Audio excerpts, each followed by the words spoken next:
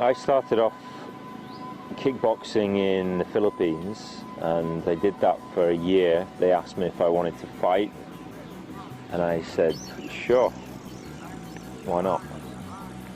And my first fight, the bell went, and I was just hit by this sudden panic. I had no idea what I was doing in a ring in Mactan Island, in the middle of Southeast Asia. I just had no clue. But that fight finished very quickly. It was over in 45 seconds, which was good for me, and I was on the winning end of it, so I was very happy about that.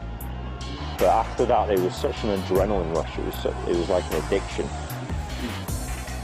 I got the chance to fight in URCC in Cebu a month later.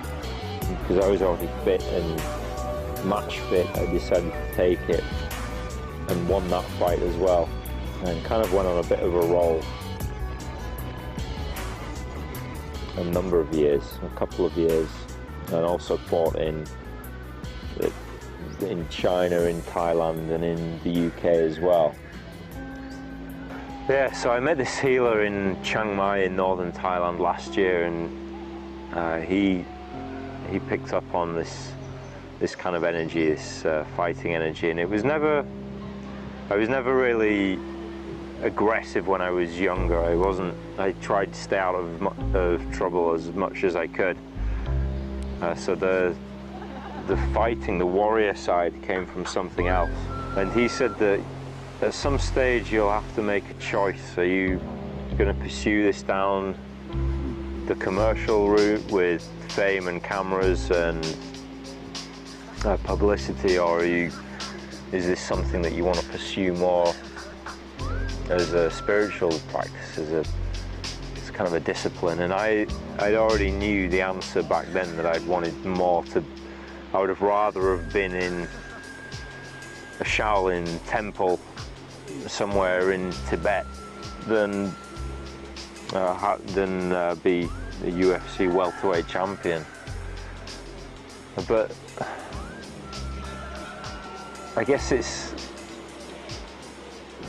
the path that I had gone down. Was something that I needed to experience anyway. I needed to see the other side of it, and I probably will get back in the ring as well at some stage. But for me, the goal with it was always, how can you link the mind and the body into this relationship where they can pretty much achieve anything. And yeah, it's addictive. It's become like a meditation for me. It's something that is very, very good at releasing energy. Just learning to push yourself outside of your comfort zone and come into a place of simplicity where you can really strip life down to its core. And when you strip it down to its core, you realize that all this stuff that you've been depending on, all this stuff that you feel like you needed, is not stuff that you own. It's stuff that owns you. And until you come to a place like Maya and experience the non-attachment of everything, then once you experience that non-attachment, you're free to enjoy this stuff. You can either have it or not have it, and it doesn't matter, because once you're down to your core sustainability of living, it's very liberating. You know that you're confident you can survive in any situation, really. And being in coconuts has been, and raw food in particular, has been a real different experience. And I've noticed that things that have been with me for years, like bronchital issues that have not been really prevalent, but they've always been there underneath the surface, have just, after a month, say, on raw food, last week there was a big process where I was coughing a lot, and all this stuff was coming up, and I knew that it was stuff that had been with me for years. and now it's gone. I can feel that it's gone, and that's down to raw food and coconut diet. Coconuts really have everything that you need. They lower your magnetism and just make you feel like you have a lot of energy, but without you're very light. You know, they don't kind of fill you up and make you heavy. And when you're light, there's so much more that you can do. Warriorship in spirituality is something that I'm putting together at the moment, and I plan it to be a course on why we fight. Why is it that sometimes we need to fight? And really, it's more about cultivating the strength and the discipline to see yourself through dark patches of evolution. Because the growing pains of evolution, they come from the growing pains of evolution come from your resistance to the change. They don't come from the change itself. You are the change. You are the flow. You're the evolutionary energy. And it's only this idea of magnetism that holds things rigid and keeps you in a skin that needs to be shed so that you can grow. And it's understandable why people go through this, because it can be scary. If you need to shed this skin and you need to grow, it's the skin that's causing you the discomfort, but you don't want to let it go because that's the system that you know.